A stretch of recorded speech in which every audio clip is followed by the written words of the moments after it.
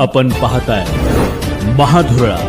बीड जिल्ह्यातील सरपंच सुभाष देशमुख हत्या प्रकरणातील प्रमुख सूत्रधार वाल्मिकी कराड यास सीआयडीने ताब्यात घेतल्याचे खात्रीलायक वृत्त आहे. पण अजूनही याबाबत कुणीही दुजोरा दिलेला नाही.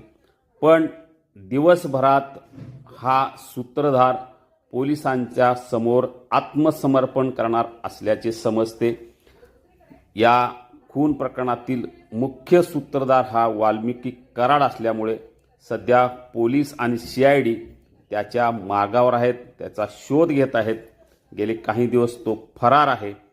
त्यामुळं आता शेवटच्या क्षणी म्हणजे आज दिवसभरात तो आत्मसमर्पण करणार की त्याला पोलीस अटक करणार याबाबत उत्सुकता आहे. संपूर्ण राज्यात सध्या बीडचे हे प्रकरण गाजत आहे.